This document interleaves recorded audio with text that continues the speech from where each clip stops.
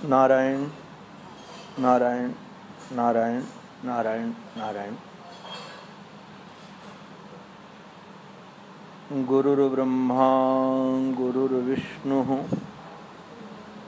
गुरुर्देवो महेश्वरः गुरुः साक्षात् परब्रह्म तस्मै श्री गुरवे नमः।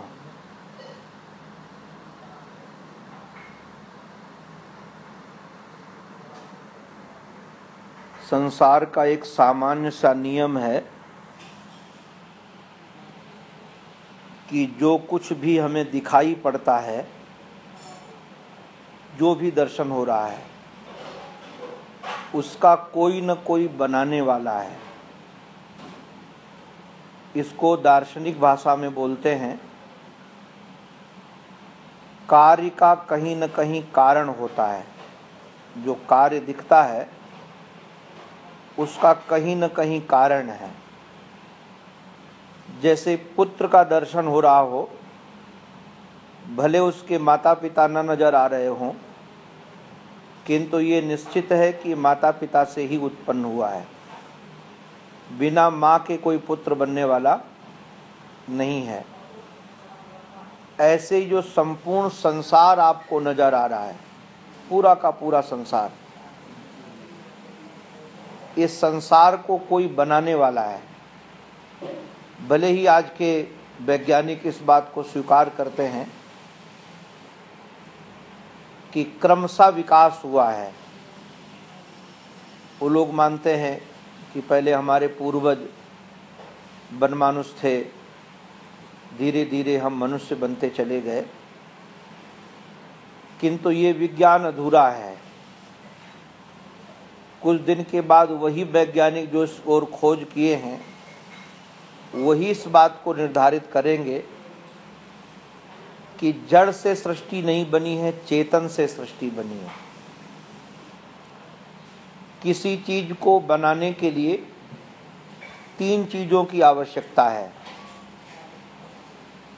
पहली इच्छा ये है, अथ इच्छति, हमारे हृदय में इच्छा हो। सामान्य सा जैसे एक मानो लिफाफा बनाना है हमको, तो मटेरियल इसका सब कुछ हो, कागज रखा हो, गोंद रखी हो, कैंची रखी हो, किंतु यदि हमारे हृदय में इच्छा नहीं है तो ये लिफाफा हम नहीं बना सकते हैं। तो पहले इच्छा का होना आवश्यक है। पहले इच्छा हो, फिर हम कोई कार्य करें। अच्छा, इच्छा के बाद एक चीज की आवश्यकता और भी है, जानकारी।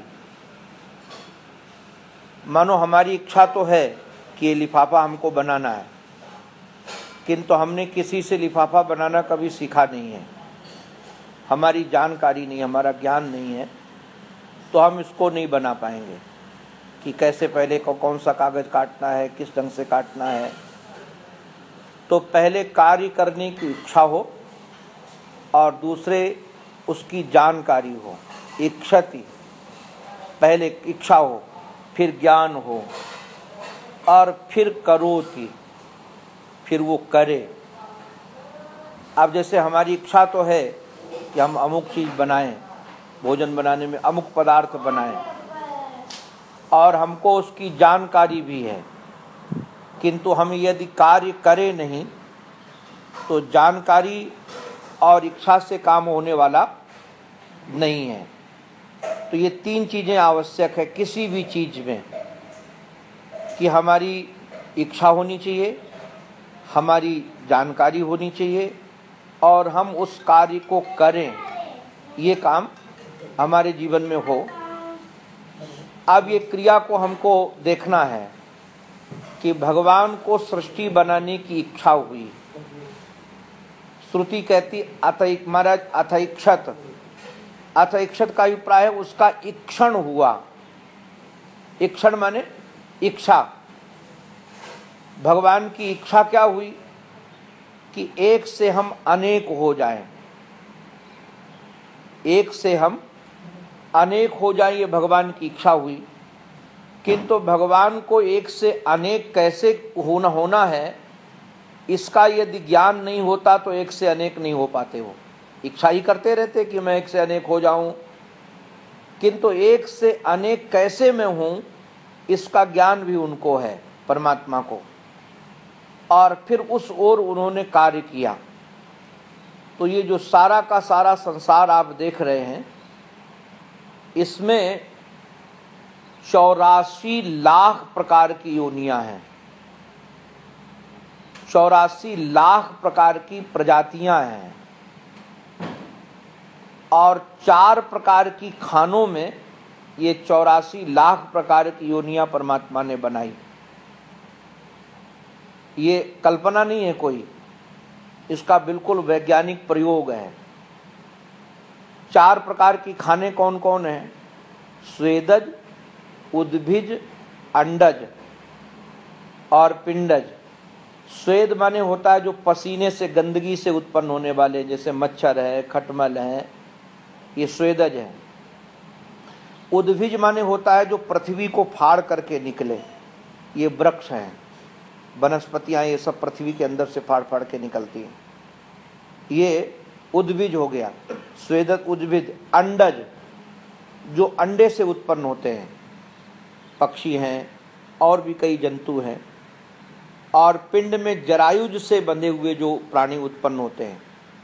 जरायुज माने जब हम लोगों का जन्म होता है तो माँ के गर्भ में एक जरायुज से हम बच्चा बंधा रहता है, उसी से बाद में मुक्त होता है वो। जैसे मनुष्य है, पशु भी हैं, पशु भी जरायुज में ही रहते हैं, बहुत सारे पशु जो है जरायुज से उत्पन्न होते हैं। अब इनका जो सबका आहार भी निर्धारण किया गया। कई लोगों का जीवन जल उसका आहार है मेन, जैसे मछली आदि हैं। कई लोगों का आहार केवल वायु है, और कई लोगों का आहार अन्न है। जैसे मनुष्य का जो आहार है, इसको जीवन के लिए 5 चीजें चाहिए, ये पूर्ण है। इसको आकाश भी चाहिए, इसको वायु भी चाहिए, इसको अग्नि भी चाहिए, इसको जल भी चाहिए, इसको पृथ्वी भी चाहिए। जिससे जिसका जन्म होता है वही उसका जीवन का आधार भी होता है, ध्यान रखना, जीवन का आधार वही है। तो हमारे शरीर में, हम आपके सबके शरीर में 5 भूत हैं, आकाश, वायु, अग्नि, जल और पृथ्वी। इसका एक क्रम है कि पहले पहले सृष्टि कौन बनी। तो पहले आकाश बना, आकाश से वायु बनी, वायु से अग्नि, अग्नि से जल, जल से पृथ्वी, एक क्रम है इसका। अब सबके बुद्धि का निर्धारण किया गया। मनुष्य की जो बुद्धि है, इस सृष्टि में सर्वश्रेष्ठ विकसित बुद्धि है। इससे ज्यादा विकसित बुद्धि न पशु की है, न वृक्षों की है, न पशुओं की है। तो ये सर्वश्रेष्ठ बुद्धि है इसकी। अब होता क्या, इसको थोड़ा समझना आप लोग। जिससे जिसका जन्म होता है, जब तक उससे उसकी मुलाकात नहीं होगी तब तक वह पूर्ण नहीं होगा, अधूरा रहेगा, ये निश्चित है। जैसे हम सब का जन्म परमात्मा से हुआ है। परमात्मा का आप नाम कुछ भी रख दीजिए, नाम से कोई फर्क नहीं पड़ता है। आप चाहे उसको ईश्वर नाम रख दीजिए, कृष्ण नाम रख दीजिए, राम रख दीजिए, जो आपको नाम रखना हो वो रख करके आपका व्यवहार काम चला सकते हैं। किंतु उस सारे के सारे संसार की रचना जिससे कि हम सब उसी के अंश हैं। अब उसी के अंश होने के साथ साथ, तो जब तक हम उससे नहीं मुलाकात हमारी होगी, जिसके हम अंश हैं, जिससे हम अलग हुए हैं, तब तक हम सुखी नहीं बन सकते हैं, सदा हम आनंद में नहीं रह सकते हैं।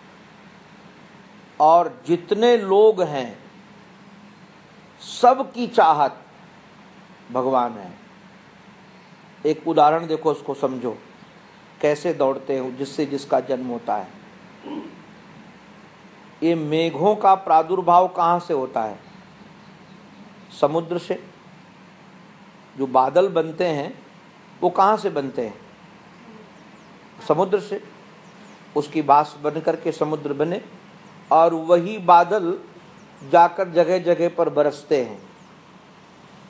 अगर जाकर के हिमालय में बरसे तो बर्फ बन गई, और यहाँ आकर के नदी सामान्य जगह पर बरसे तो खेतों में गया पानी।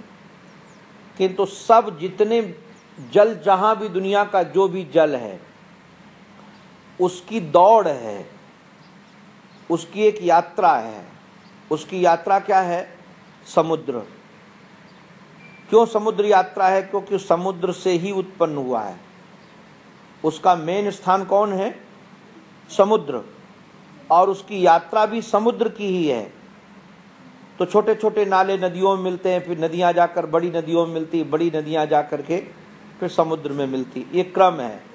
तो जिससे जहां जिसका जन्म हुआ उसकी यात्रा, अच्छा उधर उसकी सहज रुचि है।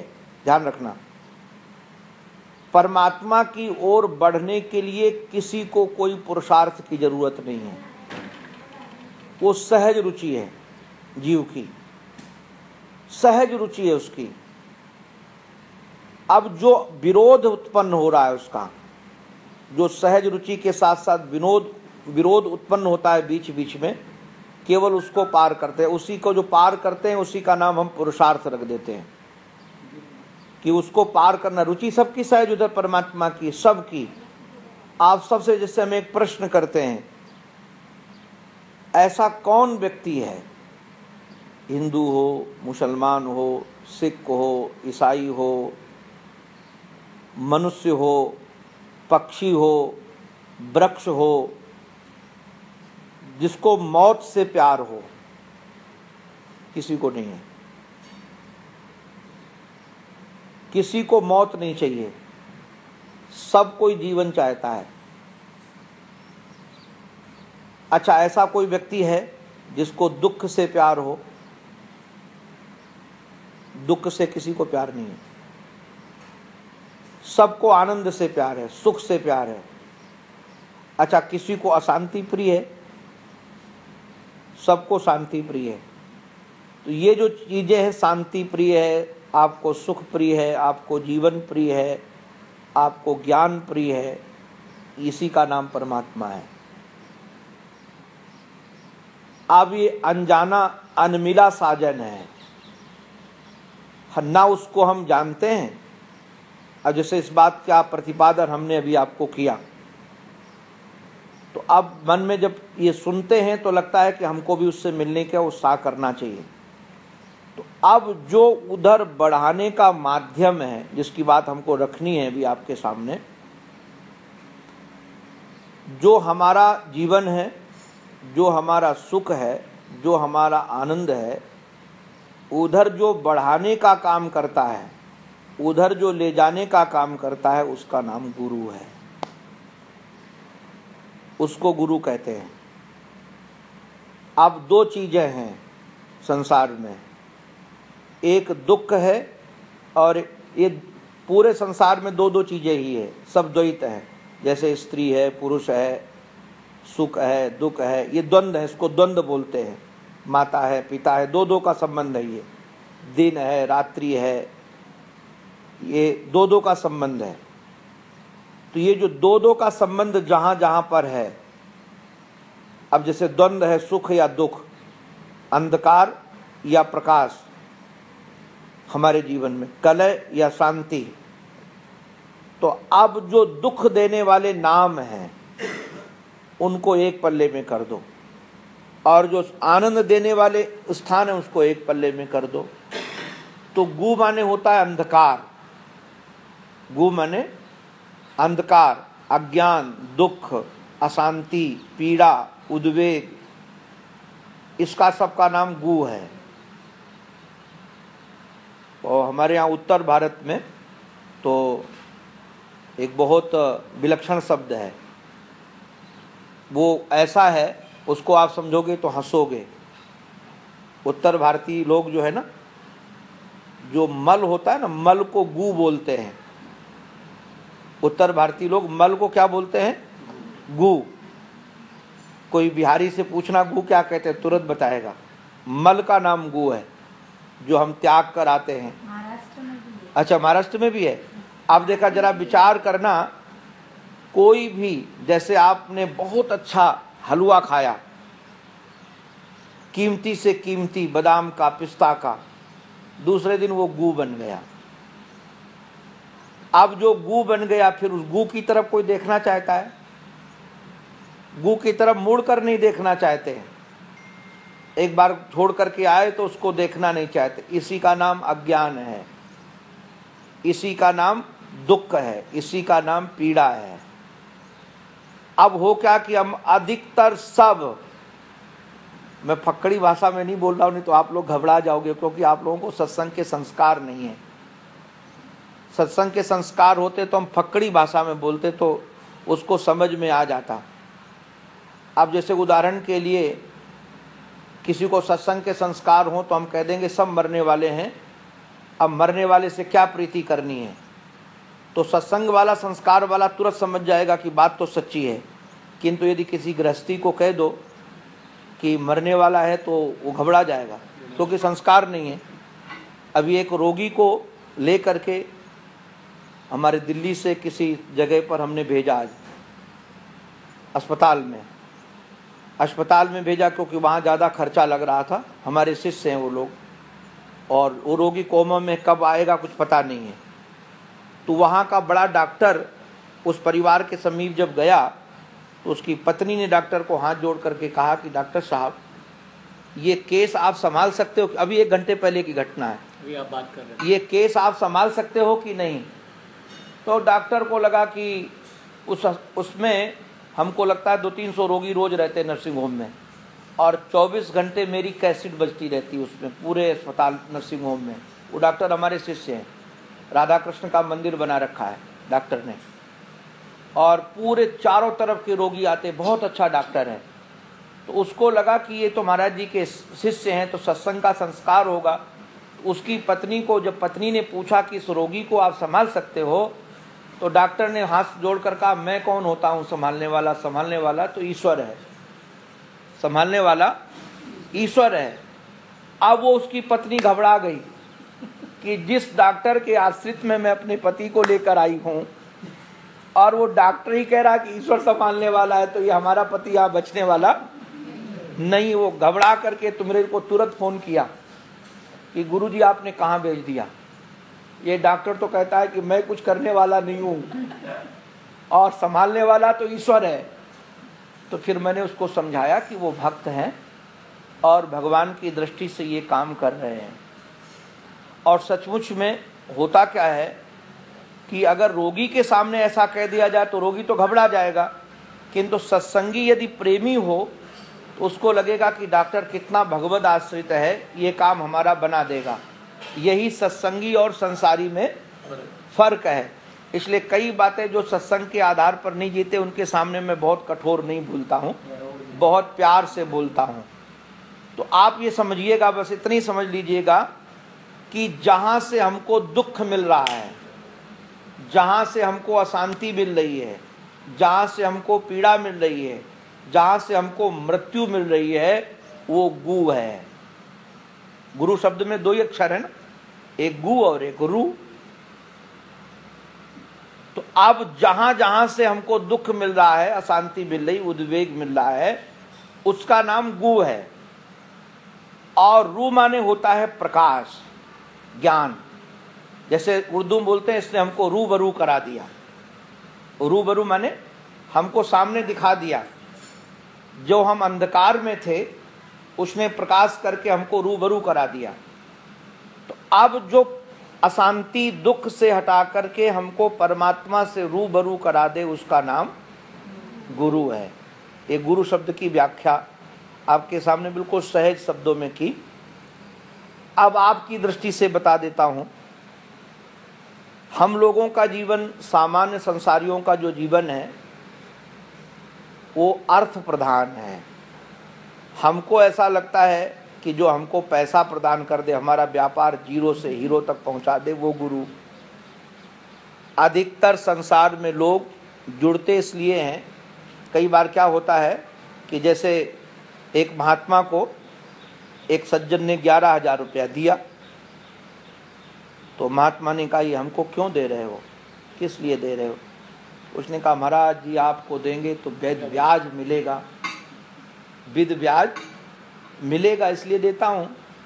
तो महात्मा ने 11,000 का लिफाफा वापर करके कहा कि ये तुम अभी रख लो, ब्याज बाद में दे दूंगा, क्योंकि ब्याज सहित मिल रहा है तो ये तो अभी रख लो तुम, ब्याज बाद में भेज दूंगा। तो अधिकतर जो आज का संसार है वो परमात्मा की प्राप्ति के लिए गुरु से नहीं मिलता है, उसको लगता है हमारी संसार की उन्नति हो, हमारे घर में सुख शांति हो, हम अगर गुरु का वर्ण कर लें तो हमारे व्यापार में कभी घाटा ना आए, आदि आदि। तो इसका भी लाभ मिलता है, ध्यान रखना। एक जैसे रामचरितमानस है ना, इसका जैसे हमारे सनातन धर्म में बहुत बड़ा नाम है, एक ग्रंथ का रामचरितमानस, लगभग सनातनियों के यहाँ वो ग्रंथ रहता है, लोग उसका पाठ करते हैं, उसमें राम का चरित्र है। ऐसे ग्रंथ और बड़ा विकसित है और अभी उसका समाज में बड़ा प्रचार है, उसका नाम है भक्तमाल।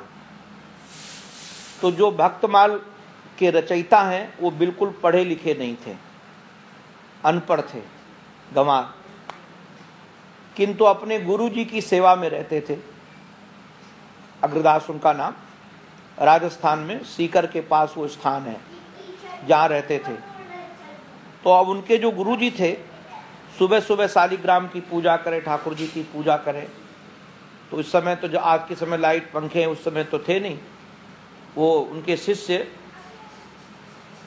नारायण दास उनका नाम, और वो अपना पंखा किया करते थे, ऐसे ऐसे पंखा किया करते थे और वो पूजा किया करते थे।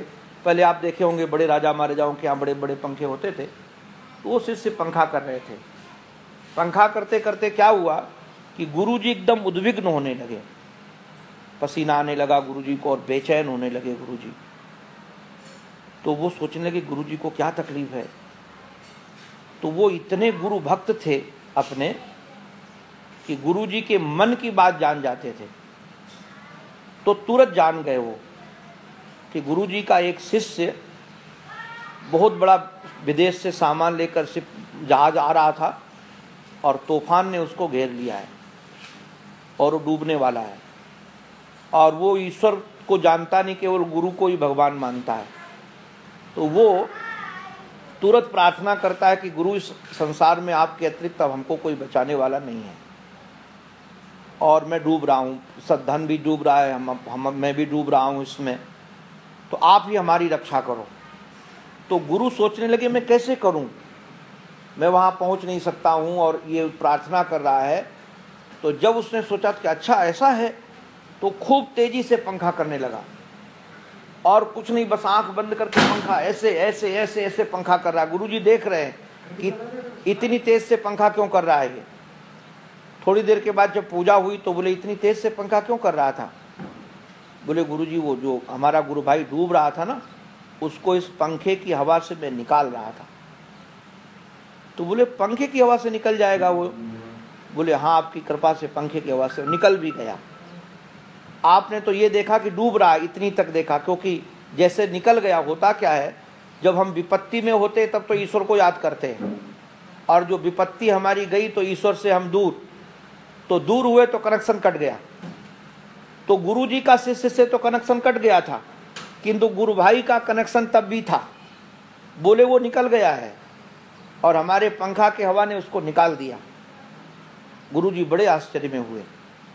बाद में कुछ दिनों के बाद वो व्यापारी उनका गुरु भाई आया और सारी घटना बताई कि गुरु जी ऐसे ऐसे हुआ था, और बाद में एक बहुत तेज झोंका, तुरंत झोंके पर झोंका, तूफान जैसा कुछ आया और उससे हमारा सिर निकल गया और हम बच गए। तो गुरु जी के और शिष्य के बीच में बात थी, ये तो उसको पता नहीं था कि इसने पंखा करके निकाला है। तो तुरंत उन्होंने कहा कि एक काम करो, तुम भक्तों का चरित्र लिखो। तो सतयुग में, त्रेता में, द्वापर में, कलयुग में जो भक्त हुए उनका चरित्र फिर उन्होंने लिखा। उनका नाम फिर नाभा अली पड़ा। उस ग्रंथ का नाम भक्तमाल है। तो गुरु की देखो कैसी महिमा हम लोग भले अध्यात्म के माध्यम से जुड़ें या व्यवहार के माध्यम से जुड़ें, यदि हम गुरु के कनेक्शन में रहेंगे। एक बात बहुत अच्छी बात ध्यान में आई, शायद आप लोगों को जानकारी होगी, पक्षी जब अंडे देता है ना, तो अंडे देने के बाद उन अंडों पर बैठता है और उसी से अंडे बढ़ते फूटते हैं, अपने पंखों से ढकता है, उसको सुरक्षित रहता है। अब संयोग ये बना कि कोई पक्षी अंडों को तो सेव रहा था, कुछ अंडे दूर चले गए। अब दूर अंडे चले गए तो पक्षी से बाहर पहुंच गए वो। अब बाहर पहुंच गए तो फिर उसका सेवन नहीं कर सकता है। ऐसे गुरु की रेंज में जो रहता है, गुरु तो उसकी तो रक्षा कर लेते हैं, और गुरु के रेंज से यदि बाहर चला गया हो तो फिर वो रक्षा नहीं हो पाती। ऐसे भगवत इच्छा है। तो जो गुरु शब्द का, अच्छा दूसरी बात एक और ध्यान रखना, जैसे कोई कलाकार, मैं कई बार इस घटना को सुनाता हूं लोगों को, सच्ची घटना है। बंगलौर में एक माता जी हैं जिनसे हमारा संपर्क था बहुत, उनको अपने फार्म हाउस के लिए ठाकुर जी बनवाने थे, और वो ठाकुर जी बाजार में नहीं मिलते, क्योंकि वो ठाकुर जी उनको ऐसे चाहिए थे, वो कहते अधिकतर राम दरबार राधा कृष्ण खड़े रहते हैं दिन भर, हमको ऐसे चाहिए जो बैठे हुए हों, राधा कृष्ण बैठे हुए हमको चाहिए। तो वैसी छवि मिलती नहीं है। तो फिर हम जयपुर गए। जयपुर में एक सबसे अच्छे जो वहाँ के हैं पांडे जी, उनको ऑर्डर दिया। ऑर्डर दे करके तो उन्होंने कहा कि महाराज जी इसमें आपको कई बार आना पड़ेगा, एक बार से काम नहीं बनेगा। तो पहले तो जब मूर्ति अभी पूरा श्रृंगार नहीं हुआ है, पहले केवल आकार निकलता है तो मूर्ति दिखाते हैं। क्यों दिखाते हैं कि कई बार क्या होता है कि मूर्ति टूट जाती है, तो टूट जाने के बाद वो लोग आजकल केमिकल आते हैं, जोड़ देते हैं, तो पेंट कर दो तो फिर कहाँ से जोड़ है ये पता मालूम नहीं पड़ता। और जो मूर्ति टूटी होती है वो पूजा के काम नहीं होती, उसको खंडित बोलते, उसको टूटी नहीं होनी चाहिए, उसकी अंगुलियां जुड़ी नहीं, शास्त्रीय विधा है। तो पहले वो दिखाते हैं कि आप देख लो कहीं से टूटी तो नहीं है, फिर वो दोबारा श्रृंगार करते हैं उसका, फिर आपको दिखाते हैं कि देखो अभी कुछ कमी है क्या। तो उस मूर्ति में हमको 3-4 बार जाना पड़ा। तो एक बार जयपुर में जब मैं पहुंचा, मुझे जनवरी का महीना था, पूरा ध्यान है, भयंकर ठंड पड़ी थी, कोहरा पड़ रहा था, और वो घंटों मूर्ति के सामने मुझे बैठना पड़ता था कि उसको बताना पड़ता था कि आँख ऐसी बनाओ तो सुंदर लगेंगे, ऐसे बनाओ, इसकी ऐसे होना चाहिए। पहले तो आकार बनने के समय भी हमने कहा नासिका थोड़ी पतली बनाओ, ये मोटी नहीं होनी चाहिए, इससे ऐसे राधा रानी ऐसी होनी चाहिए। तो उसके साथ बड़ी मेहनत की हमने। ऐसी आज तक हमने मूर्ति बनवाने में कभी, तो उसमें ज्ञान भी बहुत हुआ हमको। तो जो मैं घटना बताना चाहता हूँ आप लोगों को, उसको मैं कुछ बाल बनाने के लिए बता गया था कि बाल बनाओ। तो हमको जहाँ वो बना रहा था वहाँ थोड़ा दम घुट रहा था, तो मैं निकल कर बाहर चला गया। तो बाहर उनका एक बहुत बड़ा आंगन, और कारीगर लोग वो मूर्तियाँ बना रहे थे खुले में। तो एक बहुत बड़े हनुमान जी की मूर्ति एक कारीगर बना रहा था संगमरमर में, मुझे लगता है कि कम से कम 12 फुट की हो कहो वो। उसमें सीढ़ी लगा करके वो कारीगर जूता पहने था, और वो सर, ये नाक का छेद ऐसे बना रखा था, सर को ठीक कर रहा था, हनुमान जी के आकार निकाल रहा था। तो वो बैठे बैठे कारीगर क्या करता था, वो बीड़ी पीता था, और बीड़ी पी करके थोड़ी बुझाने के लिए हनुमान जी के नाक में ऐसे घुसेड़ देता था, और नाक में ऐसे घुसेड़ दे बीड़ी, फिर थोड़ी देर के बाद अपना काम करे, और फिर बीड़ी उससे निकाले, फिर जलाए, फिर वहाँ वो कर दे। कभी कान में भी ऐसे करता था वो, और काम करता था। मुझे बड़ी पीड़ा हुई, क्योंकि हनुमान जी हमारे इष्ट है। तो मैंने उसको नीचे उतारा। नीचे उतार करके मैंने कहा कि ये तुम क्या करते हो हनुमान जी की नाक में घुसेड़ते हो, कान में घुसेड़ते हो बीड़ी, और जूता पहन के ऊपर चढ़े हो, ऐसे कोई मूर्ति बनाता है? तो उसने हाथ जोड़ करके कहा, महाराज आप बनी बनाई मूर्ति देखो, ये बनती हुई मत देखो, बनी बनाई देखो। तो आप अंदर बैठो, आप यहाँ मत आओ। आप अंदर बैठोगे तो आपका चित्त भी ठीक रहेगा, और आपकी चिंतन धारा है वो भी ठीक रहेगी। मुझे मन नहीं माना, हमने कहा नहीं ये गलत काम है, उसको कहा। उसने कहा फिर आप कान खोल के सुन लो। एक तो मैं हिंदू नहीं हूँ, मुसलमान हूँ। मुझे इन मूर्तियों में कोई भगवत बुद्धि नहीं है। मैं जीविका के लिए ये करता हूँ।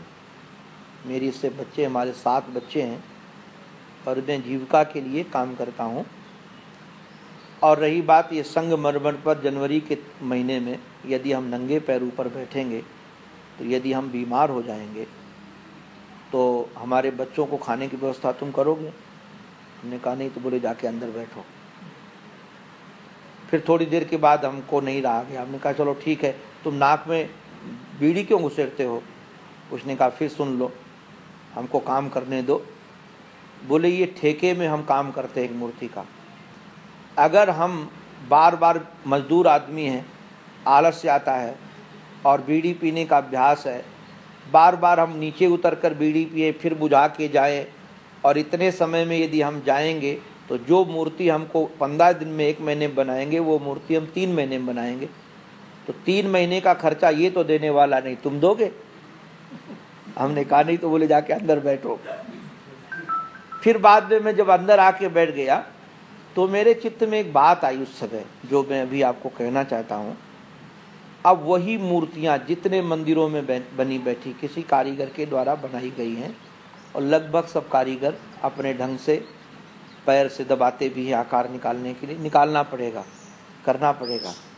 सब इस ढंग से आकार बना देते। उसमें ब्राह्मण मंत्रों के द्वारा उसमें प्राण प्रतिष्ठा कर देते हैं और हम कहते राम जी हैं, हमारे कृष्ण हैं। ये भावना से हम उनको मानते हैं और सचमुच में वो हैं भी। ऐसा नहीं कि नहीं है। कैसे हैं, क्यों हैं? क्योंकि हमारी भावना उसके साथ जुड़ी हुई है। ऐसे ही ध्यान रखना, कोई हम लोगों के बीच में से ही, आपके परिवार का भी व्यक्ति हो सकता है, आपके परिवार का भी व्यक्ति हो सकता है जो गुरु बन सकता है।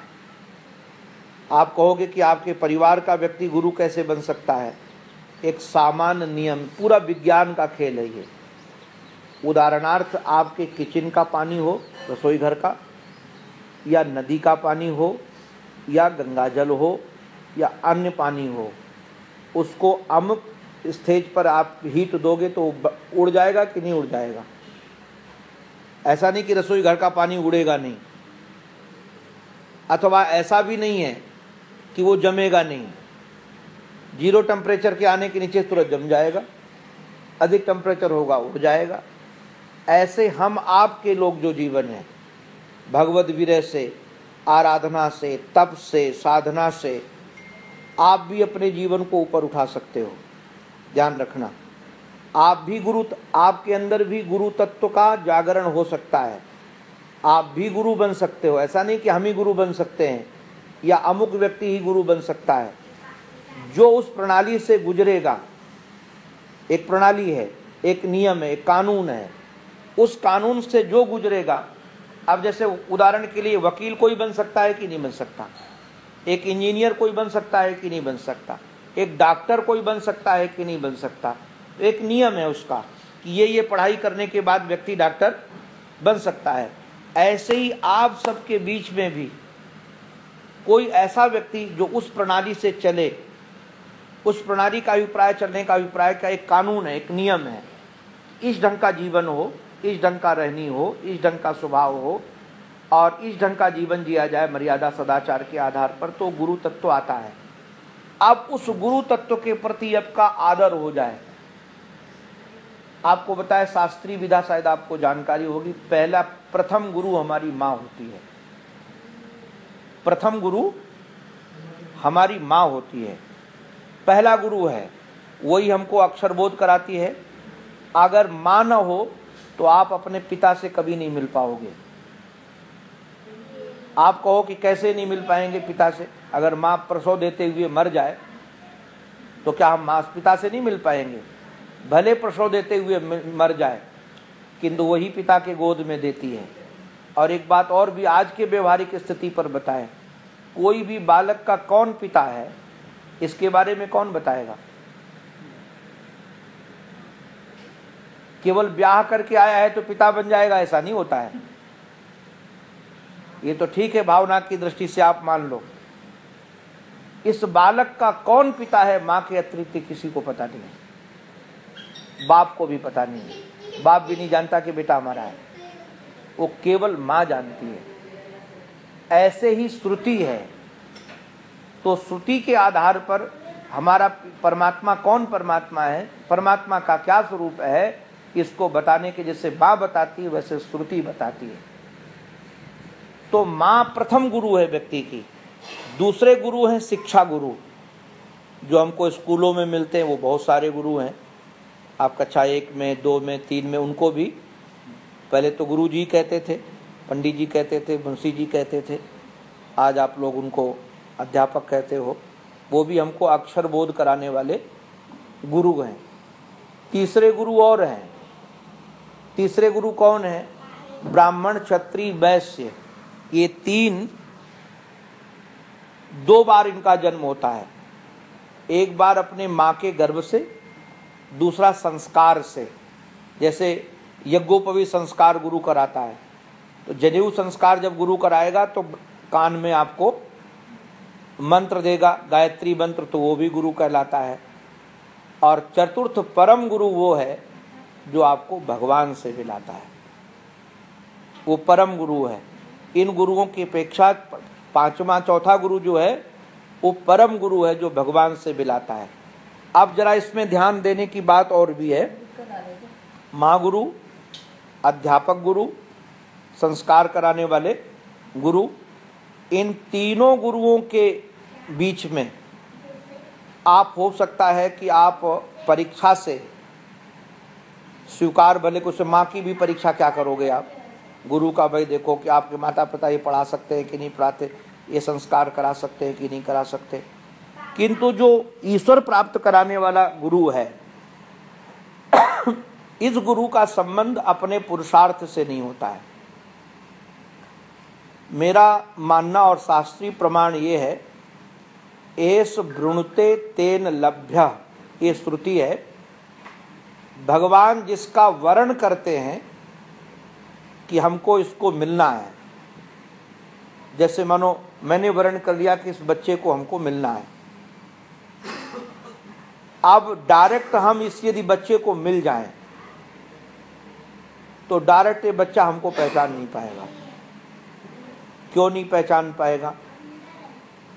आप कहोगे सबको पहचानता है तो हमको क्यों नहीं पहचान पाएगा?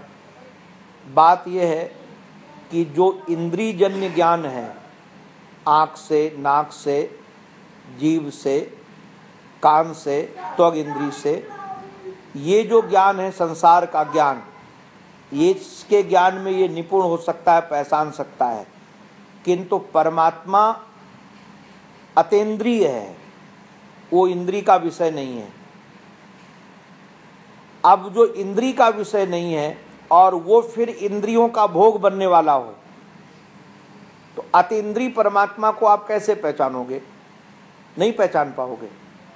तो भगवान क्या करते हैं, स्वयं उस अपने को पहचानवाने के लिए किसी महत् पुरुष का आश्रय लेकर के वह उसमें प्रकट होते हैं, और उसमें प्रकट होकर के जिसको उन्होंने पहले वर्ण किया था फिर उसी का श्रृंगार करते हैं। क्योंकि वर्ण पहले कर लिया, अब उसको सद्गुणों से श्रृंगार करेंगे, उसको उस योग्य बनाएंगे, उसकी बुद्धि सुयोग बना सकेंगे कि उसको सामने परमात्मा के रूप में उसको पहचान सके। उसके बगैर जब तक गुरु हमारी बुद्धि का श्रृंगार करके परमात्मा के योग्य न बना दे, तब तक हम नहीं पहचान पाएंगे परमात्मा को। तो गुरु वह तत्व है जो हमारे आप सबके जीवन में परमात्मा से मिला दे। परमात्मा की मैंने व्याख्या पहले कर दी थी। परमात्मा माने केवल किसी आकार विशेष में आप लोग मत अटक जाना कि हमने आकार बना लिया है, कृष्ण की मूर्ति ये परमात्मा है, मैंने एक राम की मूर्ति बना ली ये परमात्मा है, मैंने एक हनुमान जी की दादी साहब बना ली ये परमात्मा है। ये जो हमने अपने आकार बनाए हुए हैं, इस आकार में भी परमात्मा है, किंतु इस आकार से परे भी परमात्मा है। कई बार क्या होता है कि आकार में भी हम परमात्मा देख लेते। छोटी बात समझिए इसको आप लोग। अभी 2 बच्चे हैं छोटे छोटे, अब इनकी माँ सेव को दिखा करके, एप्पल को दिखा करके ए की पहचान कराए कि एक अक्षर जो है इसको ध्यान पकड़ना हो तो आप एप्पल पकड़ लो। ए फॉर एप्पल जैसे रटा देते हैं या पहचान करा देते हैं। तो एप्पल के द्वारा जो ए की पहचान कराई गई है वो इसलिए नहीं कि एप्पल में ही ए को मानो, दूसरी जगह कहीं ए दिखे तो पहचान ही ना पाओ। अरे ए जहां भी दिखे वहां हम पहचान कर लें। तो बच्चों की बुद्धि छोटी होती है, इसलिए उसको क्रम से समझाया जाता है। तो जैसे कोई क्रम से समझाता है जिसको हम जानते हैं। अब जैसे कोई शब्द है, अब जैसे सनफ्लावर, अंग्रेजी का शब्द सनफ्लावर, अब हमको सनफ्लावर हम जानते नहीं क्या है, तो बच्चे को समझाने वाला कहेगा आप सन को जानते हो, सूरज को? बोले हाँ सूरज को जानते हैं। और पुष्प को जानते हो? हाँ जानते हैं। तो बोले सूर्य को देखकर पुष्प को याद कर लेना, सनफ्लावर याद आ जाएगा आपको। अब ये जो समझाने का तरीका है ना, ये गुरु तत्व है, ये गुरु तत्व है। किंतु अब कोई विद्यार्थी सन पकड़ के ही अटक जाए या फ्लावर पकड़ के अटक जाए और कहे कि नहीं नहीं हमको इसके अतिरिक्त तो कोई नहीं ईश्वर मानेंगे, तो वो फिर ईश्वर तक नहीं पहुंच पाएगा।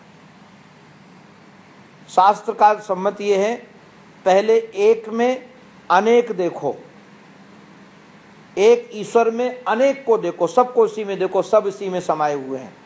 जैसे अर्जुन को भगवान ने जब विराट रूप दिखाया तो सब उसी में समा रहे थे कि नहीं? ये एक में अनेक समा रहे हैं। बाद में क्या दिखाया कि अनेक में एक है, ये सारे जितने दिख रहे हैं उसमें मैं ही हूं। तो ये जो तत्व समझाने का ढंग है, इस ढंग से ही हम लोग शांति सुख को प्राप्त कर सकेंगे, और ये गुरु के द्वारा ही होता है। और एक बात और समझ लीजिए आप लोग,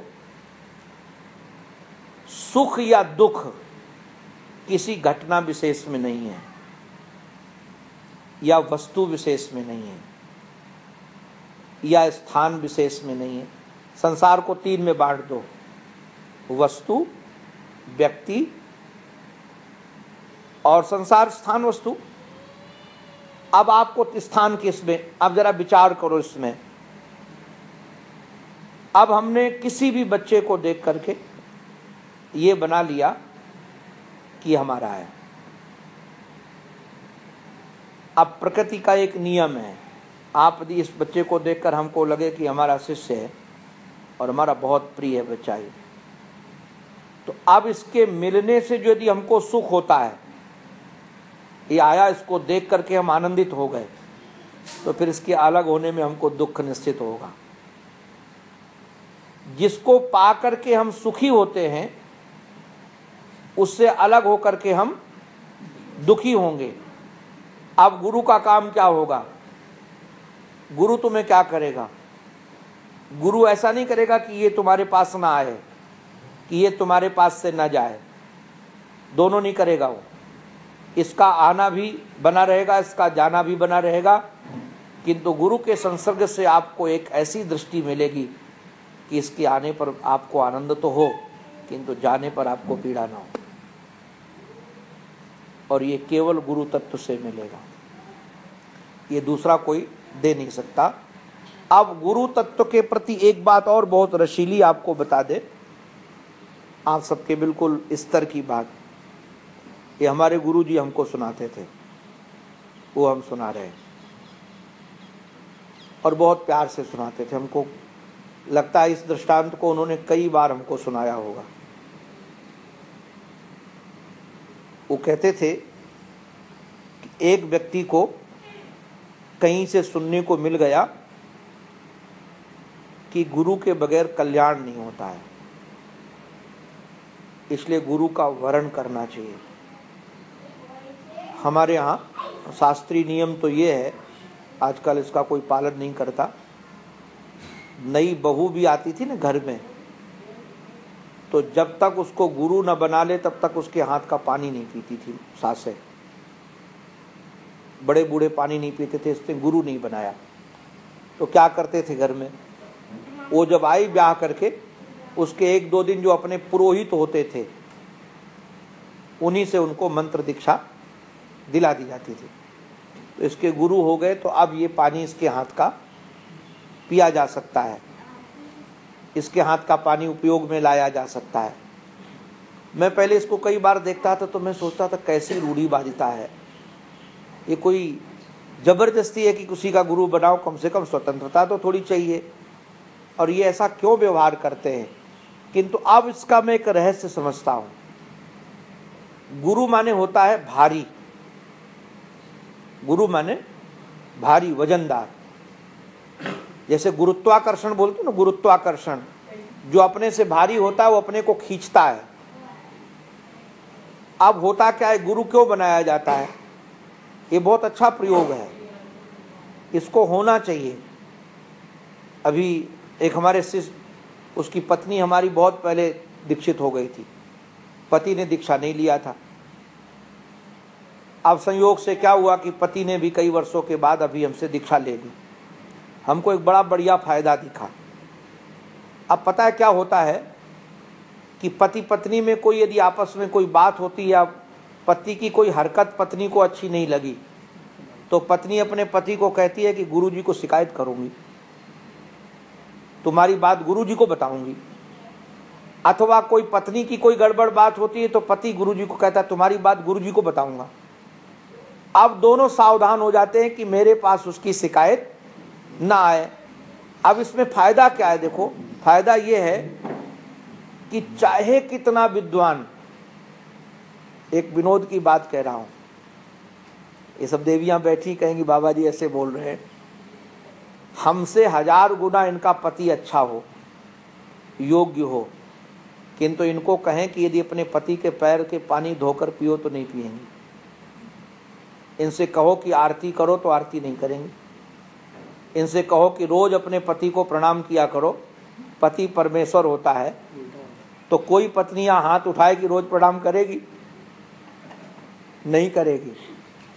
अब महत्वपूर्ण पति बहुत है, उसकी गरिमा बहुत है, उसकी मान्यता की महिमा बहुत है, ऐसा नहीं कि नहीं है। मैं तो गारंटी से कहता हूं, बिल्कुल दोनों भुजा उठा करके, कि कोई स्त्री बहुत व्रत रखती हो और बहुत मंदिर मस्जिद भटकती हो, सब कुछ करती हो, और एक स्त्री केवल अपने पति को परमात्मा मान करके उसकी आज्ञा मानती है, तो वो पहले परमात्मा के पास पहुंचेगी जो आज्ञा मान कर देती है, वो परमात्मा के पास बाद में पहुंचेगी जो मंदिर भटकती है या गुरुद्वारे भटकती है। हमारे यहाँ शास्त्र की मर्यादा ये है कि स्त्री का सच्चा गुरु उसका पति है। बात की बात गुरु की बात है, किंतु अब क्या होता है, ये बात कहना तो सरल है और सुनना भी अच्छा लगता है, किंतु सामीप्य दोष के कारण वो भाव पति में बनता नहीं है। वो भाव नहीं बनता तो कहा कि एक गुरु तत्व तो मान लो, क्योंकि वो पास में कहीं रहेगा तो आप कम से कम उसकी बात तो मान सको। तो व्यवहारिक एक लाभ हुआ कि कम से कम। अच्छा, दूसरा एक लाभ और बता दें, ये भी बहुत बड़ा लाभ है। दुनिया में ये हम अनुभूति स्वयं अनुभव की बात बता रहे, शास्त्रीय प्रमाण भी बता रहे, दोनों बातें। व्यवहारिक स्थिति, इसको थोड़ा गंभीरता से समझना। जैसे किसी स्त्री या पुरुष को एड्स की बीमारी हो गई, खतरनाक बीमारी, जानलेवा बीमारी है। अब परिवार में किसी को हो गई तो उसके परिवार के लोग उसको सच्चरित्र मानेंगे? न पति मानेगा न पत्नी मानेगी, किंतु डॉक्टर उसको सच्चरित्र मान सकता है। क्यों डॉक्टर सच्चरित्र मान सकता है? डॉक्टर इसलिए सच्चरित्र मान सकता है कि केवल दुष्चरित्रता से ही ये रोग नहीं आता है, असावधानी से भी रोग ये आ सकता है। किसी का इंजेक्शन छू जाए, किसी का खून छू जाए। अभी मैं कहीं था तो मेरे हाथ में थोड़ा चोट लगी थी, तो मैं पकड़ने लगा रॉड स्टेशन पर, तो एक डॉक्टर ने हमको कहा कि रोड मत पकड़ो। तो हमने कहा कि रोड क्यों ना पकड़े? उसने कहा आपके हाथ में चोट लगी हुई है, खून आ रहा है, और उसमें कोई एड्स का बीमारी यदि उसको पकड़ करके गया, उसको चोट आई और तुमने उसका स्पर्श किया तो वो रोग तुमको भी आ जाएगा। तो ऐसे भी रोग आता है। और भी कई हेतु हैं, इसके कई हेतु हैं, किंतु ये सब बातें परिवार के लोग समझने वाले नहीं है, स्वीकार नहीं करेगा कोई। उनको तो लगेगा कहीं ना कहीं इसने दुश्चरित्रता की है, किंतु डॉक्टर उसको स्वीकार करेगा कि और कारण से भी इसके रोग आ सकते हैं। इसलिए घर वाले रोगी से घृणा कर सकते हैं, किंतु डॉक्टर कभी रोगी से घृणा नहीं करता। ऐसे ही ये तो शारीरिक रोग हैं, ऐसे मानसिक रोग हैं बहुत सारे। तो मानसिक रोगों की चर्चा यदि तुम घर में करने लगो, किसी अपने परिवार से करने लगो, तो आप समझ लेगा, आपसे घृणा करने लगेगा। किंतु ये अगर मानसिक रोग आप अपने गुरु को बता दो, मानो उदाहरण के लिए किसी को, हमारे पास केस आते हैं, किसी को काम की बीमारी है, किसी को क्रोध की बीमारी है, किसी को लोभ की बीमारी है, मानसिक रोग है, किसी को मोह की बीमारी है। अच्छा, संसारिक लोगों को यदि कमजोरी बताओगे ना तो आपका उस समय पर दुरुपयोग करेंगे। अब जैसे किसी को पता चल जाए कि हम उस बच्चे से बहुत राग करते हैं। मैं कई बार देखता हूँ, दादा दादी को अपने पोता पोती से बहुत प्यार होता है, और बहू को पता चल जाए कि इनका प्यार बहुत इनसे है, तो सास को यदि ठिकाने लगाना हो तो फिर बच्चों को दूर करो तो सास फड़फड़ाने लगती है, क्योंकि उसको कमजोरी पता है ना, कदे आज से मिलोगे नहीं। अब ससुर की कमजोरी पता है कि ये उनके बगैर रह नहीं सकता है, तो अब उसको गाली देने की जरूरत नहीं है। वो बहू क्या करेगी, उसको मिलने नहीं देगी। अब मिलने नहीं देगी तो बेचारा परेशान हो गया। ये मोह की कमजोरी उसको पता चल गई। हमको तो किसी ने एक बात और कही कि संसार में किसी से प्यार करो, किंतु उसको मत बताना कि मैं तुमसे बहुत प्यार करता हूं, क्योंकि उसको पता चल जाएगा कि ये हमारे बगैर रह नहीं सकता है, हमारे बगैर इसको बहुत बेचैनी होती है। तो वो क्या भावनात्मक, वो ब्लैकमेल बोलते हैं क्या, वो करेगा, वो इमोशनल ब्लैकमेल। अब उसमें बह जाएंगे। तो संसारी लोग हमारे कमजोरियों का लाभ लेते हैं, सब लोग। इसलिए नीति भी कहती है, नीति ये कहती है कि जिसको दबाना हो उसकी कमजोरी पता लगा के रखो। तो शारीरिक कमजोरी तो ठीक है, मानसिक कमजोरी ज्यादा खतरनाक है। कि अब जैसे कोई किसी को पता हो कि अमुक व्यक्ति इस चीज से घबराता है, तो वही करो तो उसको कष्ट मिलेगा। किंतु अब देखिए, इसमें अगर आपने मन की बात, इसको प्रयोग में कीजिएगा। आप अपने घटिया से घटिया बात, जिसको आप समझते हो किसी से मैं बता दूंगा तो समाज में हमारी इज्जत हो जाए, बेइज्जती हो जाएगी। हमने अनुभव किया है कि कोई अपने दुर्गुण बताता है तो हृदय पिघल जाता है, और ऐसा लगता है कि इसको क्या दिया जाए। ये गुरुजनों की बात कोई समझ ही नहीं पाते हैं। संसारी लोग तो अपनी दृष्टि से देखते हैं, और गुरुजन का हृदय बहता है। वो बार बार फोन भी करेंगे, बार बार उनको सब कुछ लिखेंगे भी, और उनको कहेंगे कि हम तुम्हारे अपने हैं, तुम्हारे साथ खड़े हैं। तो अब सामने वाला संसारी तो समझता है ये भाव तो मेरे को तो कभी नहीं मिला, और ये उसको बार बार भाव मिल रहा है। तो ये गुरुजन क्या के मेरे साथ कर रहे हैं? अरे तुम इस तरह के कभी रोगी थे ही नहीं। डॉक्टर जो होता है वो रोगी प्रिय होता है। ऐसे ही भवरोग से जो ग्रसित होते हैं लोग, उनको लगता है गुरुजनों को इसकी हमारी आवश्यकता ज्यादा है, और वो उससे घृणा नहीं करते, अपितु किसी को उसकी कमजोरी कहते भी नहीं है। ये यहाँ पर कमजोर है व्यक्ति, उसके बाद उसको संबल देते हैं। इसलिए व्यवहार जगत में भी गुरु तत्व चाहिए। हमारे महाराज जी एक बात कहते थे कि संसार में एक व्यक्ति ऐसा हमारे जीवन में होना चाहिए जिसके सामने हम सब कुछ बोल सकें। जिस व्यक्ति के पास ऐसा व्यक्ति नहीं है, उस व्यक्ति के सामने आप, उस जैसा दुर्भाग्यशाली कोई नहीं है। वो एक व्यक्ति मेरे पास आया, हंसी की बात सुना रहा हूँ। उसको कोई भी सुंदर स्त्री दिखती थी तो वो बड़े प्रेम से उसको देखता था, देखते ही था, उसको देखना अच्छा लगता था और बातचीत न करे। तो उसने एक दिन अपनी पत्नी को कह दिया कि कोई सुंदर स्त्री हमको देखना अच्छा लगता है। अब महाराज वो तो जब मौका मिले, एक दिन वो अपनी भतीजी को ही बड़े प्रेम से गोद में लिया था, उस पर बरस पड़ी। बोले तुम तो भ्रष्ट हो गए हो, अब जहां मौका मिले, पार्टी में मौका मिले वहीं दबा दे। तो वो हमको आकर के रोया, बोले महाराज जी बड़ी गलती हो गई, पत्नी को मैंने बता दिया है अपना दुर्गुण। अब हमने कहा, जब बताया हमको जब आया तो फिर हमने उसको कहा कि तुमको सौंदर्य प्रिय बहुत अच्छा है, इससे बढ़िया तो साधन कोई हो ही नहीं सकता है, तुम भगवान के पास बहुत जल्दी पहुंचोगे। तो बोला ये कैसे हो सकता है कि भगवान के पास मैं जल्दी पहुंचूंगा। तो हमने कहा तुम किशोरी जी को देखा करो, गोपियों को देखा करो, तुमको भोग की वासना नहीं, केवल सुंदर चीज अच्छी लगती है। मैंने उसको श्री राधा रानी का एक बहुत बढ़िया चित्र बनवा के दिया कि अपने कमरे में रखो, देवी जी भी नाराज नहीं होंगी, क्योंकि दूसरी स्त्री का रखो तो देवी नाराज हो जाएगी, ये तो राधा रानी है। अब उसमें गड़बड़ी क्या हुई, हमने कहा ये मत कहना, गड़बड़ी हुई किसी किशोरी को देखते देखते उसको पत्नी भी अच्छी नहीं लगे। अब वो एकदम दिन भर किशोरी जी को देखा करे, अब उसके आंख नाक कान सब उसको इतने भाए कि सौंदर्य उसी को देखे। तो मेरे को कहा महाराज जी बड़ा गड़बड़ हो गया। हमने कहा ये उसको मत कहना, नहीं तो चित्र और फेंक देगी निकाल करके। तो संसारियों को अपना दोष यदि बताओ, भले दोष है, एक बात ध्यान रखना, गुरु वो है जो हमारे दोष को भी भगवान का श्रृंगार बनाकर उसके गले में पहना दे। अगर हमारे दोष से वो घृणा करता है, वो गुरु तत्व नहीं हो सकता है। दोष से कभी गुरु घृणा नहीं करता है, कभी घृणा कर भी सकता नहीं है।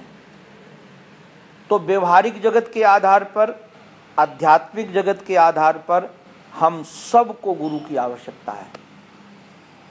हम सबको, जहां हम एक व्यक्ति को, और वो जरूरी नहीं है कि कौन हो। एक बार मैं और भी कहता हूं, मैं इसमें थोड़ा सजग भी रहता हूं, अभी मैं भी उसमें थोड़ा फेल हो रहा हूं, इसलिए समेट रहा हूं।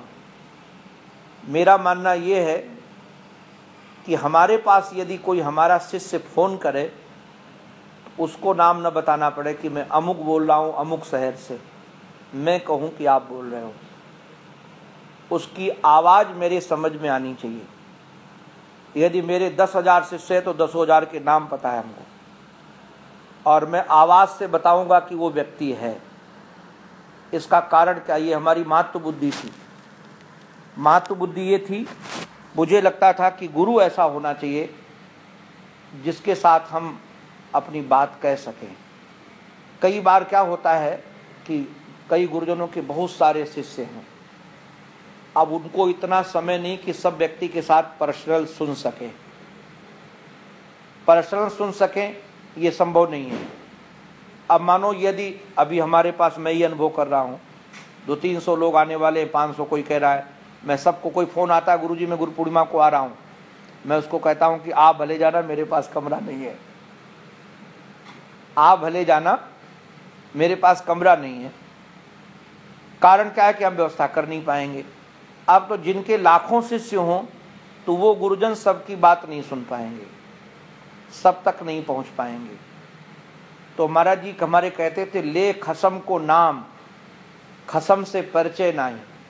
कोई स्त्री अपने पति का नाम तो ले कि हमारे वो पति हैं, किंतु उससे हमारा परिचय ही नहीं है। तो हमारा परिचय हो, और परिचय ही होगा जब हम मिलते जुलते रहेंगे, तब परिचय होगा। अगर मिलते जुलते नहीं रहेंगे तो परिचय नहीं रहेगा। तो वही की रेंज में, हम गुरु की रेंज में रहे। यदि हम गुरु के रेंज में रहेंगे, जैसे आपका मोबाइल रेंज में होगा तो हम पकड़ लेंगे तुरंत, तो हमारा कॉल, और रेंज ही में न हो तो आप कहो कि हम तो बार बार फोन कर रहे थे, आपके पास घंटी नहीं गई, तो हमारा दोष नहीं, आप ही रेंज में नहीं है, हमारे यंत्र का दोष नहीं है। तो गुरुजनों के रेंज में रहे। और मानो हमारे ऐसे गुरुजन हैं जिनके बहुत हैं, तो मैं तो गारंटी से एक बात और कह दूं, गुरु तत्व ईश्वर तत्व है।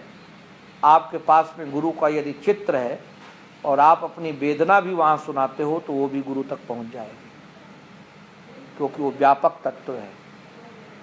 जैसे उदाहरण के लिए, इसलिए गंदा से गंदा पानी यदि गंगा जी में मिल जाता है तो गंगा जी कहलाता है कि नहीं कहलाता? ऐसा कैसे से कैसा व्यक्ति हो, यदि ईश्वर से मिल जाता है तो वह ईश्वरी तत्व होता है। तो आप जो ईश्वर को सूचना दे सकते हैं वो उनको सूचना दे सकते हैं, आपकी सुनी जाएगी और आपको उसके पहुंचाया जाएगा।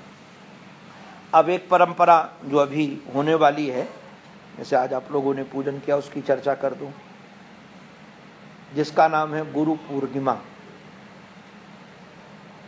ये हमारे यहाँ तिथि के आधार पर, ये तिथि के आधार पर जो आषाढ़ का महीना है, आषाढ़ की पूर्णिमा को ये गुरु पूर्णिमा मनाई जाती है। जैसे भादौ कृष्ण पक्ष की अष्टमी को कृष्ण जन्माष्टमी है, चैत्र की शुक्ल पक्ष की नवमी को रामनवमी है। तो क्या इसी प्रकार से ये गुरु पूर्णिमा है कि गुरु जी का कोई जन्म हुआ उसमें? ऐसा नहीं है। हमारे यहाँ आदि गुरु श्री कृष्ण को स्वीकार करते हैं, कृष्णम वंदे जगत गुरु, और श्री कृष्ण के ही अवतार हैं, क्योंकि ज्ञान देने का काम करते हैं श्री वेद व्यास जी महाराज। अब हमारे यहाँ संत परंपरा में, जैसे जैनों में भी ये परंपरा है, ये जो भादों की पूर्णिमा, आषाढ़ की पूर्णिमा जाएगी, इस पूर्णिमा से लेकर चतुर्मासा चालू हो जाता है। तो 4 महीने तक फिर महात्मा पहले कहीं जाते नहीं थे, एक जगह रहते थे और शिष्य लोग उनके शरण में रहकर पढ़ते थे। वैसे आपको बताएं, पहले ग्रंथ नहीं होते थे और होमवर्क भी नहीं होता था, न होमवर्क और न ग्रंथ। गुरुजन सामने से ऐसे बोलते थे और शिष्य सामने से ग्रहण कर लेता था। तो कितनी बढ़िया परंपरा थी कि 4 महीने हम कहीं नहीं जाएंगे। तो जो हमारे शिष्यगण हैं वो 4 महीने हमारे साथ रह करके पढ़ लेंगे। अब उसके बाद हम 8 महीने घूम रहे हैं कहीं, तो सब शिष्य तो जा नहीं पाएंगे। तो स्वाध्याय का क्रम चलता था, पढ़ाई का। तो अब क्या किया, तो कहा कि गुरुजी ने जिस दिन स्वाध्याय का क्रम चलता है तो सब शिष्यों ने मिल करके उस दिन व्यास जी का पूजन किया। इसलिए व्यास पूर्णिमा भी इसको कहते हैं, व्यास पूर्णिमा भी इसको कहते हैं। दूसरी तीसरी थी तुलसीदास जी महाराज के आधार पर, ये बहुत बढ़िया है। ये वर्षा काल है और वर्षा काल में क्या होता है, तुलसीदास जी महाराज कहते हैं कि जब मेघ बरसते हैं, इतना जल बरसते हैं कि खेतों की मेड़ भी नजर नहीं आती। मेड़ माने रास्ता नजर नहीं आता कि कहाँ से निकलना है। ऐसे ही जो कलयुग है, कलयुग में जो अधर्म की वृद्धि हुई है, इसके बाद हमको रास्ता पता नहीं चलता है।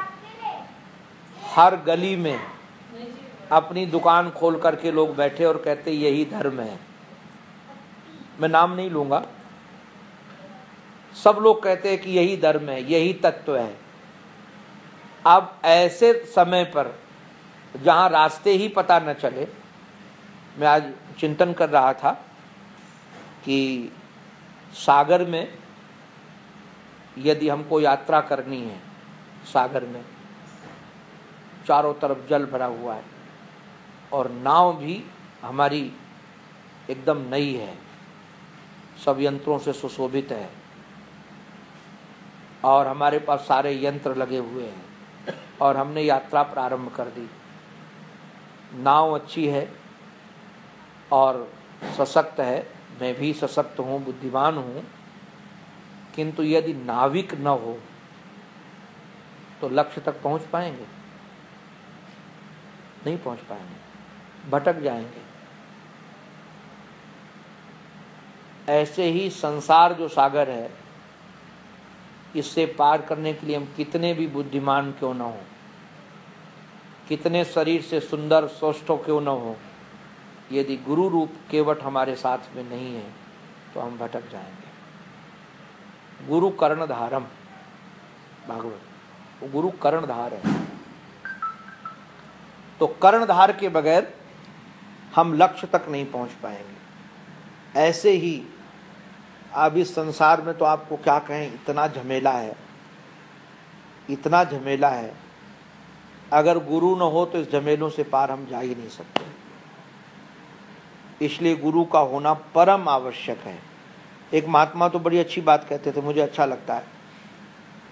बोले अष्टमी तिथि को कृष्ण पैदा हुए, नवमी तिथि को राम पैदा हुए। अष्टमी नवमी इनकी मनाई जाती। इन तिथियों में भी कोई शुक्ल पक्ष में, कोई कृष्ण पक्ष में। और वो कहते थे कि राम या कृष्ण भी तुमको पूर्ण नहीं बना पाएंगे, क्योंकि वो पूर्ण तिथियों में आए नहीं हैं,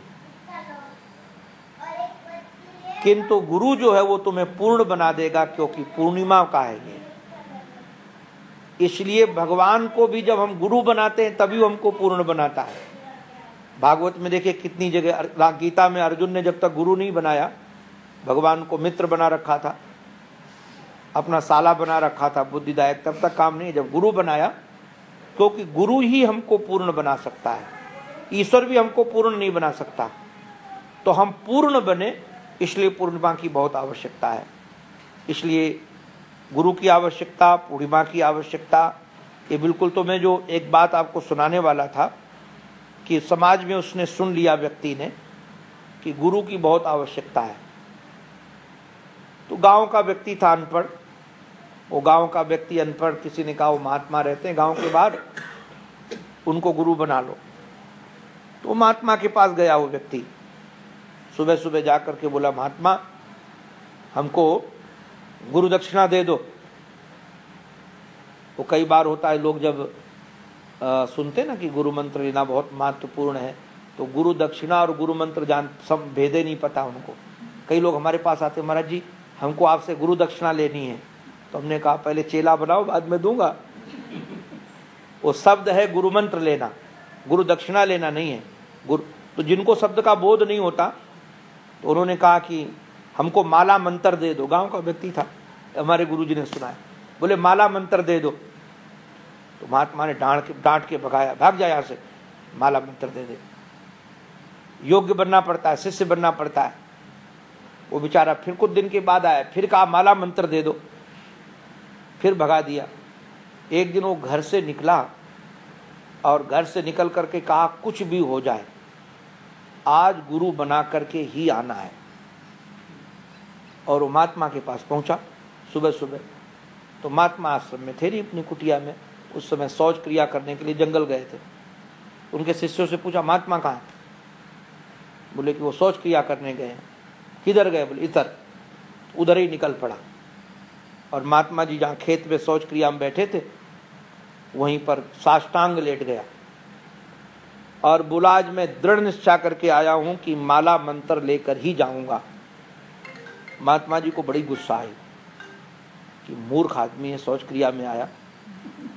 और शौच क्रिया करने के बाद एक पत्थर उठाया, उसको मारा और मार करके उसको कहा कि बेला कुबेला जाने नहीं, दे माला मंत्र। समय समय जानता नहीं, कब समय क्या समय, माला मंत्र दे। उसने कहा हमारा काम हो गया, हमको कुछ नहीं चाहिए। पत्थर को कहा ये शालिग्राम है, और वो जो महाराज जी ने मार कर कहा था बेला को बेला जाने नहीं, दे माला मंत्र, बोले ये हमारा मंत्र हो गया। और वहां से जाकर कुछ किलोमीटर दूर नदी के किनारे एक झोपड़ी बनाई और उसी पत्थर को पूजे, फूल चढ़ाए, दिन भर बैठकर माला जपता था। बेला को बेला जाने नहीं, दे माला मंत्र, बेला को बेला जाने नहीं, दे माला मंत्र। 12 साल तक वही करता रहा, कहीं नहीं गया, किसी से नहीं मिला। 12 साल में वो सिद्ध हो गया। किसी व्यक्ति का जवान बेटा मर गया था तो लोग रो रहे थे। उसने कहा कि कमाल है, आप लोग रो रहे हो, मेरे पास गुरु मंत्र है, मैं जीवित करता हूँ। और उस मुर्दे में वही मंत्र पढ़ करके और शालिग्राम जो पत्थर था उसको धो करके उसके मुख में डाला और डाल करके उसके कान में यही बोला बेला को बेला जाने नहीं, दे माला मंत्र। उठ गया। अब तो उसके यहाँ लाइन लगने लगी, जो मरे उसके पास लेकर पहुंच जाए। एक दिन क्या हुआ, जब कोई ख्याति फैलती है ना, तो ख्याति फैली तो जिन्होंने पत्थर मारा था उनको लगा ऐसा कौन सिद्ध संत है जो मुर्दों को जिंदा करता है, तो मैं भी दर्शन करके आऊं। वो माला लेकर के, फूल लेकर, फल लेकर वो दर्शन के लिए आए। जो दर्शन के लिए आए तो वो तो नाचने लगा कि आज हमारे गुरुजी आ गए, और माला पहनाया, माला पहना करके बैठाला। बोले गुरुजी सब आपकी कृपा से हुआ है, सब आपका अनुग्रह है। गुरुजी तो घबराए कि मेरे तो पास कुछ है नहीं अनुग्रह, ये क्या अनुग्रह अनुग्रह बात कर रहा है। इतने में कई मुर्दे आ गए। उसने कहा चिंता मत करो, आज हजारों में आ जाओ, हमारे गुरुजी आए हुए हैं। अब तो मंत्र भी नहीं फूकना पड़ेगा, कुछ नहीं करना पड़ेगा। अभी गुरुजी हमारे दृष्टि डालेंगे, सब जीवित हो जाएंगे। अब वो गुरुजी तो घबराए अंदर से कि मेरे तो ये शक्ति है नहीं, मैं ऐसा कुछ कर सकता नहीं हूँ। फिर गुरु तो बुद्धिमान थे, उन्होंने कहा कि देखो बेटा, जब तक शिष्य करने लायक हो तो गुरु को परेशान नहीं करना चाहिए, तुम ही करो। और वो जिंदा कर दिया, वो तो चले गए। बाद में पता चला उसकी निष्ठा। तो हमारे गुरुजी ये सुनाकर हमको कहते थे कि गुरु कैसा है इसका महत्व तो बहुत ज़्यादा नहीं है, हमारी निष्ठा कैसी है। अभी हम लोग एक ग्रंथ पढ़ रहे थे, एक जगह हम पढ़ रहे थे, उसमें एक बहुत बढ़िया बाबा की बात आई, श्रद्धा की, कि एक सज्जन गुरुजन पर इतना निष्ठा करते थे किंतु गुरु चोर था, लुटेरा था। अब उनका बालक सज धज करके गुरु के पास आया, खूब हीरे की पहने था, और उसको लूटने लगे। तो बालक चिल्लाया तो उन्होंने क्या किया कि उस बालक को मार दिया। गुरु ने हत्या कर दी, और हत्या करके उसको छुपा दिया, और सब धन लूट लिया, क्योंकि लुटेरा था वो। अब क्या हुआ कि जब वो लोग खोजते खोजते उस बालक को आए तो परिवार के भी लोग भी आए, और खोजते खोजते जब आए उन्होंने कहा महाराज बालक मेरा आपके पास आया था। बोले हाँ आया था, मैंने उसको मार डाला। तो घर वालों को इतना विश्वास ही नहीं हुआ कि गुरु मार सकता है, फिर उसकी लाश लाके दे दी। उसने कहा कोई बात नहीं, हमारे गुरु की बड़ी कृपा है, और गुरु के चरण रज से ये जीवित हो जाता है। उसने महाराज उस चरण रज लेकर के गुरु की और उसके मस्तिष्क में लगाई, और वो जीवित हो गया। अब जीवित हो गया तो बड़ी चर्चा हुई। अब चर्चा हो ले जाने के बाद उसको ले गए बालक को। अब उस गुरु की तो आदत खराब थी, उसने क्या किया, फिर कोई व्यक्ति आया, उसके बालक को फिर मार दिया। मारकर जब लोग खोजते हुए आए तो कहा कि हमने मारा है। उनको लगता था कि हमारे चरण रज का प्रभाव है, ये हमारी चरण रज से जीवित हो जाता है। वो सब लोग शोर मचाना, अभी पुलिस बुलाते हैं, अभी तुमको फांसी में चढ़वाते हैं।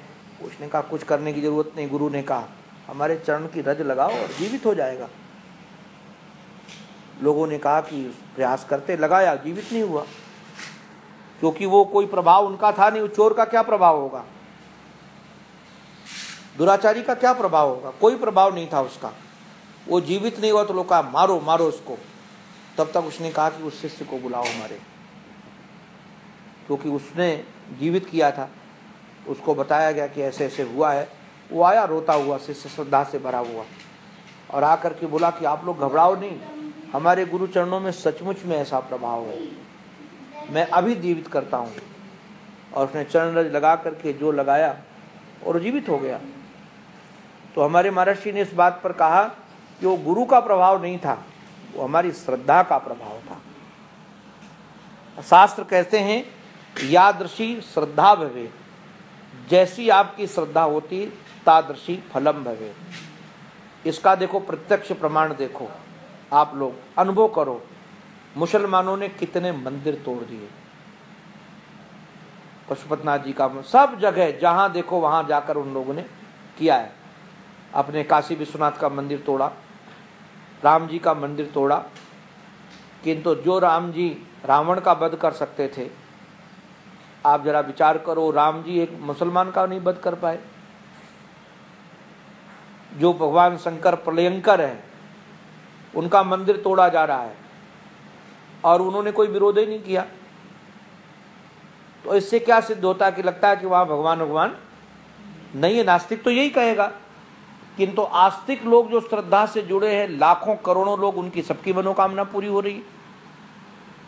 तो मनोकामना जो पूरी हो रही है उसके पीछे अपनी श्रद्धा है उनकी। देवताओं के प्रति यही है, जैसी आपकी श्रद्धा होगी वैसा आपको फल मिलेगा। इसलिए अपनी श्रद्धा इतनी जबरदस्त हो। अरे सामान सब देखो, उस व्यक्ति ने पत्थर सामान्य सा उठाकर पूजना प्रारंभ किया और वो हमारी श्रद्धा, हमारी साधना।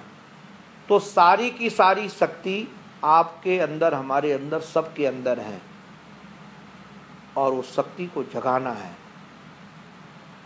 अगर आप श्रद्धा से भरे होंगे तो वही शक्ति आपके अंदर भगवान की रूप धारण करके आपको परिपूर्ण करेगी। गुरु तत्व पूर्ण तत्व है। अब इसमें एक और बात कह के मैं वाणी को विराम दूंगा, फिर कोई प्रश्न पूछना हो तो पूछ लेना। मैं आज बड़े विनोद में, हमारी आज दृष्टि गई, विनोद कर रहा था मैं मनोज के सामने, बाद में हमारी चित्तवृत्ति गई विनोद में। ये किसी की टिप्पणी हो रही थी तो हमने उनको पूछा, आप लोग थे कई लोग वहाँ, कि जिनके बारे में आप टिप्पणी कर रहे हो उनको अपने से ज़्यादा बुद्धिमान मानते हो कि नहीं? तो इन्होंने कहा मैं मानता हूँ। तो हमने कहा यदि अपने से ज़्यादा बुद्धिमान उनको मानते हो तो फिर उनके क्रियाकलाप में अपने को टिप्पणी करने का अधिकार नहीं है। वैसे ही यदि अपने से ज़्यादा बुद्धिमान गुरु जी को हम मानते हैं तो कौन क्या क्रिया किस लिए कर रहे हैं हमको उसमें कोई खोजने की ज़रूरत, अपनी तुच्छ बुद्धि उसमें लगाने की ज़रूरत नहीं है। हम जब अपनी तुच्छ बुद्धि, तो हमको तुरंत उसके आधार पर हमको ये संगति लगी कि एक सामान्य व्यक्ति को जो हम जिससे अपना श्रेष्ठ मानते हैं, और ये मान्यता हमारे जीवन में हमको परम विश्राम देती है। परम विश्राम मैं अनुभव करता हूँ। जिससे हम प्रेम करते हैं, उसने कोई बात हमको कह दी और मैं उस क्योंकि मैं अध्यात्म विद्या का जानकार हूँ, व्यवहारिक विद्या का जानकार नहीं हूँ, तो जगत संबंधी कोई उन्होंने बात बता दी हमको कि महाराज जी आपको पता नहीं, संसार में ऐसा होता है, और हमने उसको मान लिया। हमको इतना आनंद मिलता है, फिर बुद्धि लगाने की जरूरत नहीं पड़ती। क्यों बुद्धि लगाने की जरूरत नहीं पड़ती है? क्योंकि हमने अपनी बुद्धि उनके साथ लगा दी है। ऐसे जहाँ गुरु जी ने हम बुद्धि लगा दी, वहाँ फिर अपनी बुद्धि लगाने की जरूरत हमको नहीं है। हाँ, गुरु जी कहें कि भाई हमारी बात ये हमको नहीं समझ में है, तुम बताओ, वो भी उनकी करुणा है, तो बताए, नहीं बताने की भी जरूरत नहीं और टिप्पणी करने की जरूरत नहीं कहीं भी। चाहे वो मातृतत्व हो, अगर मातृतत्व को गुरु के रूप मान रहे हैं, पितृतत्व के रूप में गुरु को मान रहे हैं, तो विश्वास से तो भरना पड़ेगा। बिना विश्वास के आपको, मैं तो कई बार कहता हूँ, बिना विश्वास के तो पत्नी के हाथ की दाल भी नहीं खा सकोगे, पानी भी नहीं पी सकोगे। भगवान की बात तो बहुत दूर की रही। अगर पत्नी पर विश्वास न हो तो पानी लाएगी तो कोई कुछ नशे का पदार्थ नहीं पिला रही है, कहाँ पी पाओगे? भगवान तो बहुत दूर की बात है। तो बिना विश्वास के, अच्छा आप एक बात जरा विचार करो, अपना इतना बहुमूल्य जीवन ड्राइवर पर विश्वास मान करके तो बैठ जाते हो, हमको ले जाएगा लक्ष्य तक। आप अपने जीवन को हेलीकॉप्टर में बैठते हो, हवाई जहाज में, विश्वास से तो बैठते हो। अगर विश्वास न हो तो, और ऐसे आदमी पर विश्वास करते, कमाल की बात है। पायलट को आप जानते हो, नाम जानते हो, उसका स्वभाव जानते हो, उसका कोई कुछ जानते हो, भले अलाउंस करता, हमारा परिचय नहीं है कोई उससे, उस पर हम विश्वास करते कि नहीं? अभी जिस हम प्लेन से आए ना, उस प्लेन में हम कभी नहीं बैठे थे। वैसे तो 92 से हमारी ऐसा कोई महीना नहीं रहता, लगभग हम हर महीने में 1-2 यात्रा करते हैं। एयर एशिया में हम कभी बैठे नहीं थे, तो हमको उस पर विश्वास नहीं था, पता नहीं कैसा प्लेन है। और कई बार कि बाहर के प्लेन पुराने होते हैं, भारत में डाल दिए जाते हैं, तो सस्ते किराए के चक्कर में लोग उसमें बैठ जाते हैं। पुराना प्लेन हो तो थोड़ा भी तूफान आता है, कुछ भी आता है तो हिलता बहुत ज़्यादा है। तो अब क्या हुआ, मौसम ख़राब था, मौसम ख़राब था, तो अब जैसे बादल में इधर उधर हो तो हमको लगा अरे यार तुम गड़बड़ किए हो, ये चक्कर में, सस्ते के चक्कर में लगता है तुमको ये ले लिया। बाद में मुझे याद आया कि इससे ज़्यादा तो धक्के हमने दूसरी जगह खाए हैं, कई प्लेनों में खाए हैं। तो मेरे दृष्टि में जब विश्वास नहीं था ना उस प्लेन पर, तो तुरंत मेरी दृष्टि गई कि क्या अब देखिए अविश्वास का कारण है, जो मुझे लगा कि नहीं हम पहले से इससे ज़्यादा धक्के खा चुके हैं और ये भी लक्ष्य तक पहुंचाएगा हमको। बेफिक्र हो गए हम, कितने धक्के दिए, फिर उसने हमको मौज में थे। तो विश्वास का कितना फल है।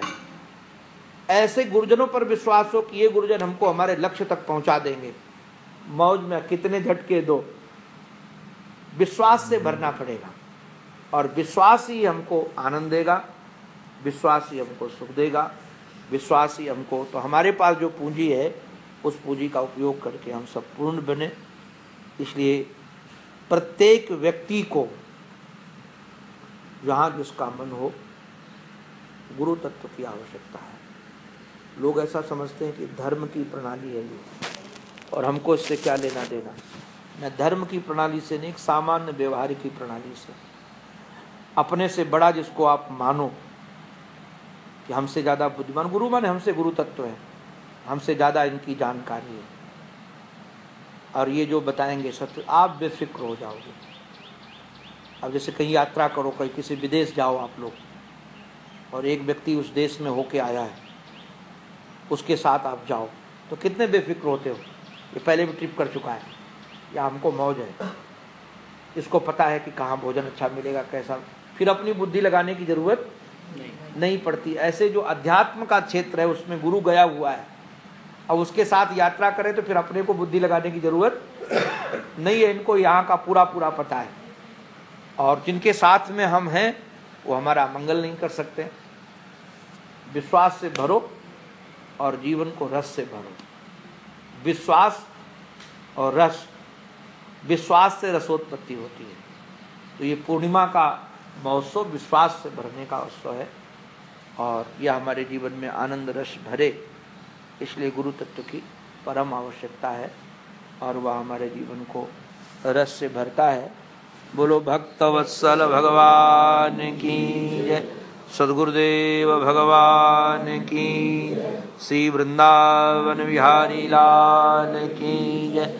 जय जय श्री राधे, जय जय श्री राधे, जय जय श्री राम।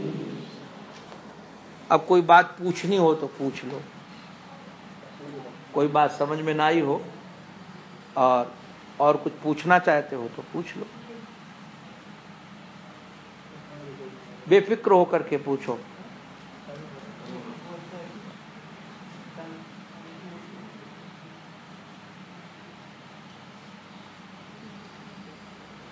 एक हमारे महात्मा कहते थे, हमको बहुत अच्छी बात लगती है वो कहते थे जब किसी से कहो कि पूछो तो पूछता तो नहीं, तो दो ही लोग नहीं पूछते हैं, एक तो पूर्ण अज्ञानी या पूर्ण ज्ञानी। प्रश्न बीच वाले करते हैं, तो मैं ये तो नहीं कह सकता हूँ कि आप पूर्ण ज्ञानी है, मैं ये कहूँगा आप लोग पूर्ण ज्ञानी है। क्योंकि प्रश्न जो होते हैं वो बीच वालों को होते हैं। अब जैसे पूना के बारे में मुझे कोई जानकारी तो कोई प्रश्न ही नहीं होगा, पुणे के बारे में जानकारी नहीं है कि कहाँ क्या जाना है तो प्रश्न ही नहीं होगा, या पूरी जानकारी हो तब भी प्रश्न नहीं होगा। जानकारी अधूरी हो, जैसे यहाँ कोई जानते, हमको जैसे कई बार लोग आज पूछते हैं कि वृंदावन में आपका कहाँ आश्रम है, तो मैं पूछता हूँ वृंदावन में आप जानते क्या हो।